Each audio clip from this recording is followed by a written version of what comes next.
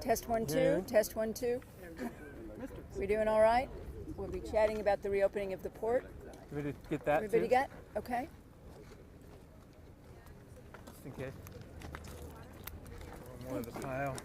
Wait a minute. Let me get my phone back out of my pants. Thank you. Got it? Yeah. What? So we want you two up here. Thank you. One on each side? Where you are there? And I'll introduce you. Okay, there we go. Anything? Sorry. No. I'm stuck. Testing. 1, 2, 3. I'm hitting both of them. Me to turn off the lav? Do you have two lavs on by chance? Well, I think I have a lav and a stick up there. Turn the stick off. Maybe it's interfering with it. Test 1 2. No. I have a XLR in the car. You want one? Yes. I don't know if it's making interference or something. Give us 1 second while we get the last Sorry, mic guys. set up, and we'll be with you. It's on, right? Battery dead? No, it's on. I don't know why it's not picking up.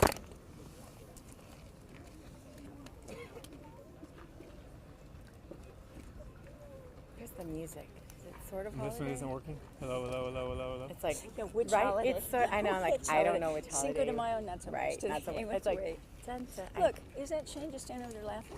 Thanks, man. What are you laughing about? He's very busy doing things.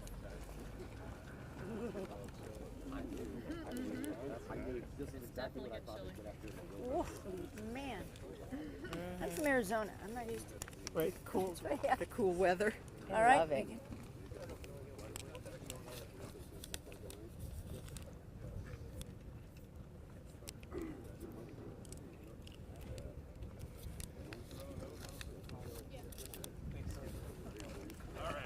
We got it now? Thank you. We got it now? Okay. We're good. Terrific. Okay. All right. Good morning, everyone, and thank you so much for being here today. I'm Jan Lesher. I'm the Pima County Administrator, and with us today, or I am with Supervisor Adelita Grijalva, who is the chair of the Pima County Board of Supervisors representing District 5 in Pima County, and Dr. Sylvia Lee, the newest member of our Board of Supervisors who represents District 3, the area in which we are standing right now. And behind me are a group of businesses and local individuals from this area who will be speaking, I hope, as well to what's been the impact in the area. We'll ask them to introduce themselves and chat in just a moment. But the purpose of today is for us to be here and to make sure we're seeing what's been happening at this point in the border. We have been talking to anybody who will listen at the federal level, the state level, about doing everything we can to get this port of entry open again for the economic purposes, recognizing that these individuals have been working in other parts of this border, while we know we have so many other issues going on relating to immigration and individuals with whom we are providing transport coming through Pima County. And so with that, I'd like to first introduce Chairman Adelita Grijalva. Hi, good morning, good afternoon. Thank you so much for being here. I think the reason for our presence here is to just come to see that, officially the border is open and people are crossing back and forth, appreciating that the economic impact has been devastating to this area, but also acknowledging that many families were separated during the holiday season because of this border closure. Now that it's open, we can focus the real energy on working with our federal partners and advocating for the kind of immigration reform that we need in order to make our system make sense, but also to hopefully advocate for ensuring that these kind of closures don't happen in the future. Because while we appreciate the need to have staff in different areas, closing off entire communities and closing their pathway to their economic future back and forth was really devastating to so many people, and I'm sure the members of our community behind us could talk specifically to that. So I'll go ahead and turn it over to Supervisor Lee. Again, thank you so much. I want to reiterate what Supervisor Grijalva said. So when the decision was made December 3rd, I believe, to close Lukeville, it was a surprise to all of us, but it was actually so devastating to the individuals behind me. And we invited them here today, and I want to thank all of you from the media that are here, because it's important to know when a federal decision is made that the individuals that are impacted are not faces that go away. They are individuals here in our community, and as Pima County, this is our community, and we have District 3 actually has the Lukeville site and the Sasebe site border crossings, and this we have 130 miles of the Mexican border, and Pima County is doing an incredible job. Once the individuals, migrants, come across and are processed by the Border Patrol, they are legally in the country. Many don't know what Pima County's role is, but what we do with federal money that is soon running out in February, right now what we're doing is we are helping transport these individuals to Tucson, and also the San Miguel area. But the vast majority that come from our border community here in Arizona come to Tucson, Las Atalitas, with the help of community social services, has an incredible system, and that system is again at risk because of federal funding going away. But what we do is we house families, individuals wanting to come to the States through the asylum seeking system, and then we help them get transportation to their families, wherever that is in the States, or their sponsors. We are utilizing federal money again. By the end of February, that goes away. I know everyone is afraid of street releases, but that's the reality if we don't get help.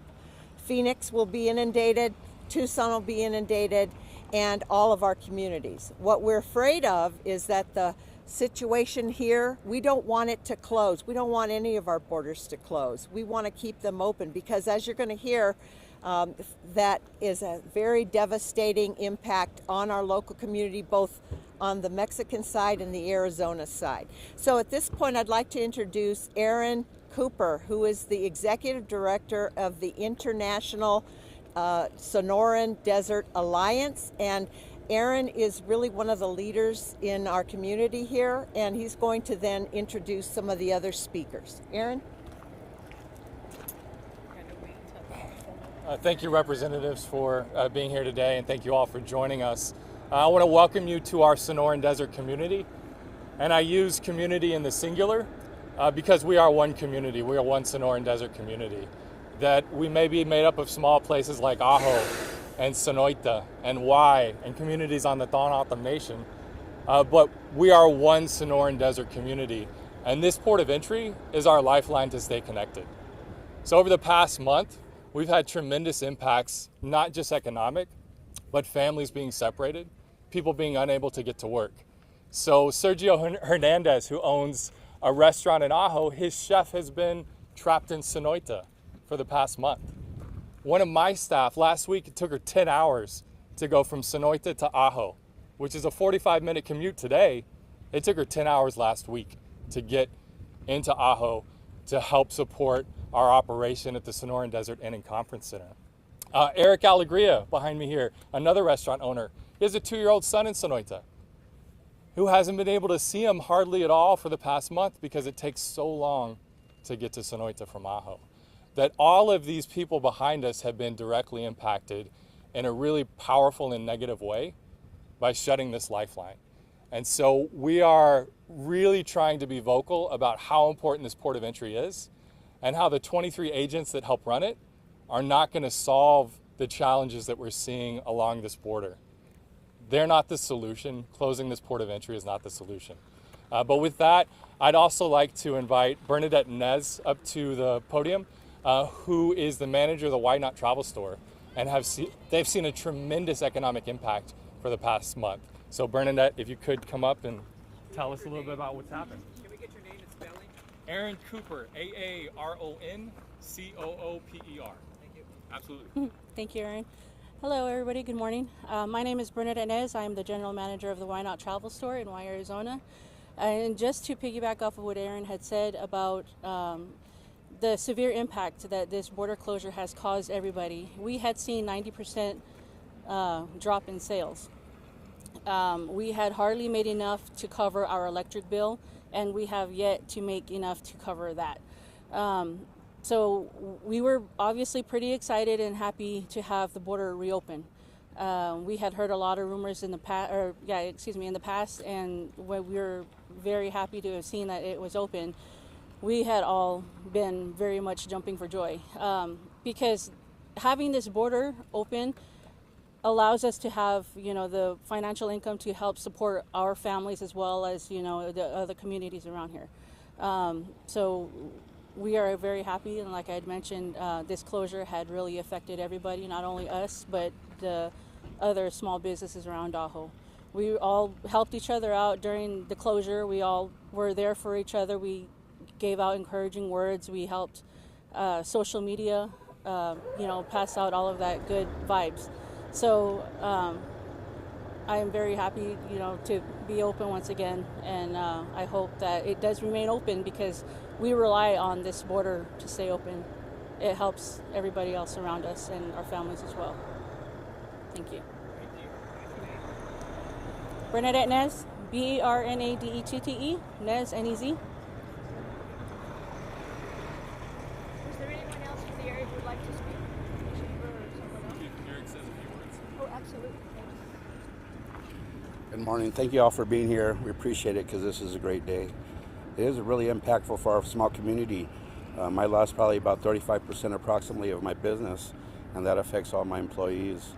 35% in our small community is huge. And also I have a small child that lives in Sonoita. Usually I get to see him once a week, but I didn't. I got to see him for Christmas and not for New Year's. And so right now I'm getting pretty excited because I get to go see my 6-year-old. I do appreciate all the support we've had with the media in town and also our community. The International Sonoran Desert Alliance has really done a lot for all of our community during this hard times. But so I appreciate this good day that's happening, and I'm looking forward to crossing that border right now. Thank you. Spell your name, sir, please. Eric, E-R-I-C, Alegria, A-L-E-G-R-I-A.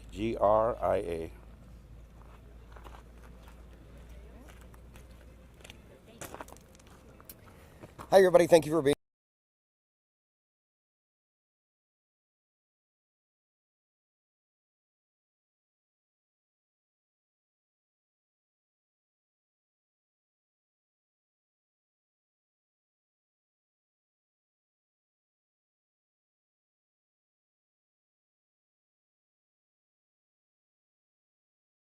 to go down to Mexico and use this thoroughfare. So closing this border put a stop to all that. So if you can really imagine how many businesses and how many people are affected by something that was an overnight closure, and that we had to kind of scramble to figure out what we were going to do. Luckily, we are here today. We are reopening this border, and we can bring back our visitors and our businesses can thrive again. So we're very excited to be here and see this happening today, and we thank you all for being here as well. My name's Bo Johnson, spelled B-O-J-O-H-N-S-O-N.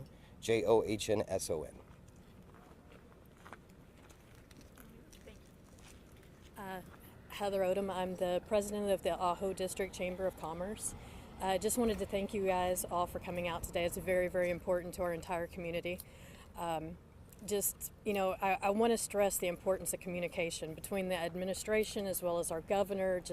There's many better ways to combat things that are going on at the border, but definitely reaching out, getting information ahead of time instead of, just making a decision to just close the border.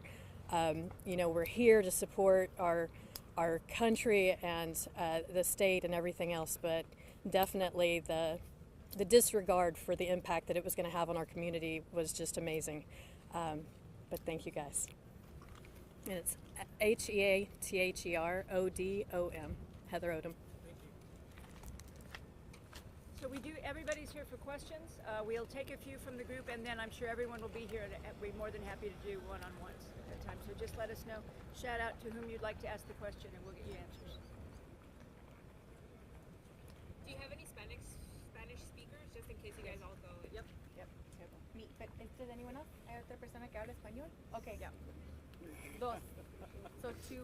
Yeah. Can we get one of you all to just make a quick remark in Yeah. Spanish? ¿Quieres decir algo en español sobre cómo se afectó? No? Okay. So, Adelita Grijalva, del condado de Pima. Todos estamos aquí juntados y muy contentos por abrir esta entrada. El afecto a nuestros negocios, familias, eran muy graves y muchas personas tenían empleados que no podían entrar, ayudar con el negocio de un restaurante, a visitar con familia durante este tiempo de fiestas, y el afecto era muy, pues muchas personas estaban, la palabra, pues el afecto era muy grande.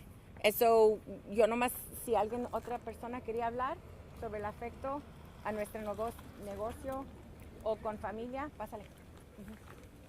En español. Muy buenos días, mi nombre es Sergio Hernández, soy el dueño de Tacos El Tarasco Restaurant.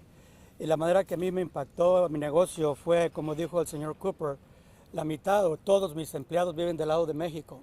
La mitad se tuvo que quedar allá porque obviamente tiene familiares, tiene sus negocios, entonces no podían cruzar. Uno de ellos tuvo que mudar su familia completamente a este lado de la frontera para pues mantener abierto mi restaurante, y me impactó bastante. Un 40, un 50% de mis ventas decayeron debido a eso, y todavía trato de que esto tenga sentido, del que hayan cerrado la frontera, porque la gente no se pone a pensar la manera de la que nos afecta a todos nosotros y a las familias que nos debemos a este cruce de toda la gente que viene para Puerto Peñasco. Entonces, pues fue de una manera muy devastadora lo que nos está pasando, pero finalmente llegó a su fin.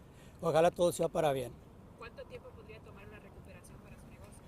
Pues eso está todavía aún por verse. Mucha gente todavía no alcanza a comprender de que pues tiene negocios en México. No sé cuánto tiempo me va a tardar mis empleados que vengan de México para acá. Yo estimo que posiblemente unos de 6 a 7 hasta 8 meses para poder recuperarme. Si vuelve a cerrar, ¿qué pasaría?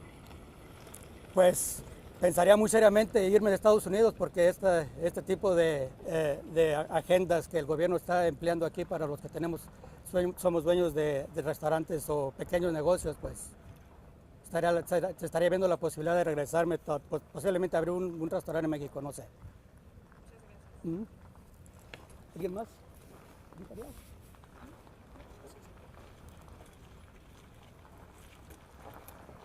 Hola, gracias por estar aquí. Me llamo Eric Alegría.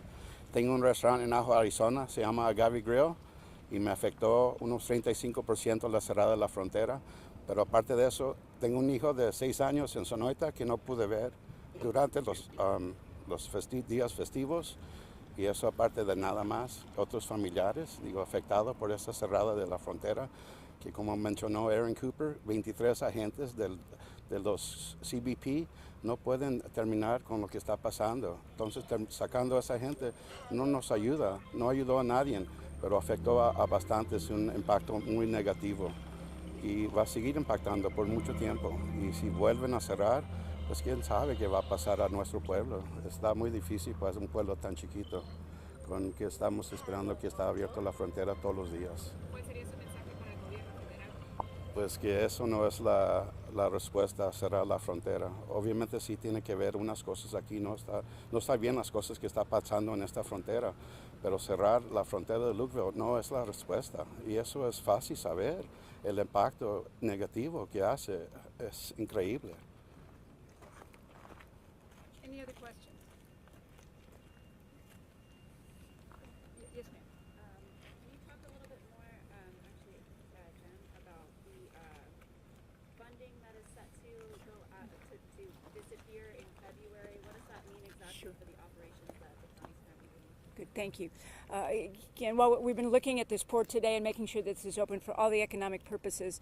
One of the reasons that I believe that the reason they shut this down was so that they could move agents to other parts of the border, which we have seen in Pima County every day as the legal asylum seekers who are crossing in, as we've been mentioning from Supervisors Lee and Grijalva, they are brought to a Pima County facility, Casa Alitas, and from there, the people are in our community for about 2 days, 72 hours max, while they're moving on to their final destination. We have been able to support this operation since April of 2019 because we receive federal funds to do so. There are not local taxpayers' dollars from Pima County involved, it's federal tax dollars involved. and we have been receiving monies from a fund called Emergency Food and Services Program, EFSP. It is transitioning to a new program. It did at the beginning of the year, and that new program provides not only much fewer dollars, but provides for fewer services. So historically, as an example, we've been able to provide medical screenings. Just to give you an example, we asked if we can do this cheaper, and if that's one of the concerns, how do we do that? So we've reached out to El Paso, a community that we're told does it cheaper. We discovered that they're open 5 days a week from 7 a.m. to 7 p.m. And only for single adult males. So they've not had facilities for families. They've not had places for people to go in the evening. In those communities, they provide individuals with the phone number of a local shelter or hotels, which I believe means there's probably been street release in those communities. And while we've been doing this, receiving over 360,000 people since we began in April of 19, we have not had street release. I don't think we're going to be able to say that after the end of February when the money's run out, because obviously this is a federal service. It is a federal function, bringing individuals into this country to seek asylum in order to become American citizens. And we need the federal dollars to provide that federal service. Those dollars, we believe, run out the end of February. What do you anticipate being like the service that is going to be the most effective when those funds run out? Well, I think at this point, as I mentioned, when individuals are brought from Customs and Border Protection to our central point, which is the Casalitas Welcome Center, it provides meals. It provides, it can be the people who help get them to the airport, be it Sky Harbor in Phoenix or Tucson International here. They get a shower and a cot to sleep on. All of that will be gone. We simply will not have an operation that exists when the funds run out, as we believe at the end of February. Yes, ma'am. Do you believe the closure actually did anything? Did it really help the apprehensions and helping Border Patrol agents, or was this more of a political stunt, given that this is the busiest time of the year for this crossing and for the business owners that are out here? I can answer the part about the actual outcome, which is the numbers that we saw of individuals that are being brought into Pima County and into Casalitas did not go down. We are now averaging about 9,500 individuals a week. And so, again, divide by 7. It's a lot coming through every day. And if we look at the last 6 weeks of numbers, we bumped from perhaps a high of 8,800-ish into the 9,000s. None of that changed during the month when this port was closed. I can't begin to question, what the thinking was that went into it. I can tell you what the result was, which was we did not see any kind of decrease of individuals being served in our community. And they're not up here right now, but for all of you afterwards, we do have with us Shane Clark, who's the head of our emergency operations and has been point on all of the things that we've been doing in Pima County regarding the shelters and the transportation. We also have Dr. Francisco Garcia, who has been the point on all things relating to the health screenings and health issues as well. And I'm sure they'd be happy to answer questions if you want to speak with them one-on-one. Jan, yes, how much sir. of a heads up did you get that the closure was going to happen? I'm going to phone a friend on this, but we did not receive notice. We knew it was closing, I think, at the same time all of these folks did, which was as it was being closed. What Yes, measures are you taking to ensure that you can carry out as many services as possible once that federal funding does run out in February? We have been relying on the members of our board and the folks you've seen behind us, and we talked with every member of the Arizona delegation regularly to make sure that our congressional representatives are understanding our position. We work closely with leadership at Department of Homeland Security, at FEMA, where the grants division lies, where they will be funding us, to work with everyone to make sure that they understand the severity of this situation. If some of you have been in the Tucson area to Casalitas, we have had, I think, every member of our delegation, who represents Southern Arizona, and both senators at the sites.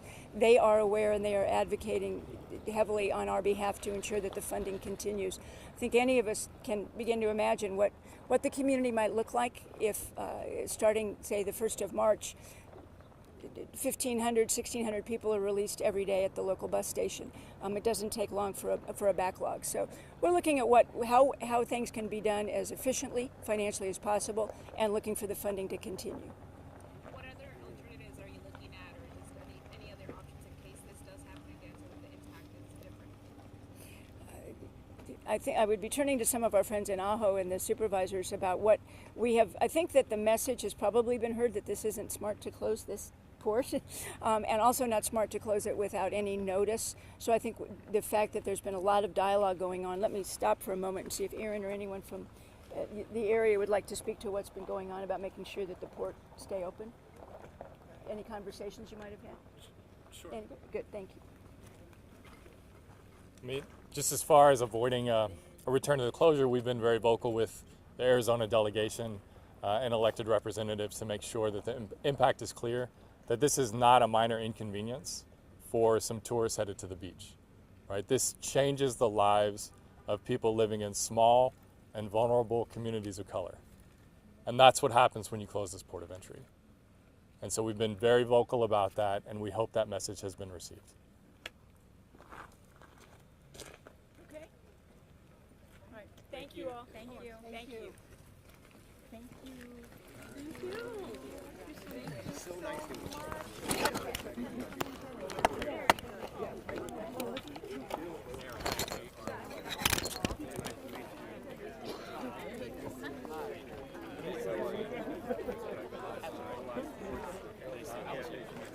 Still one.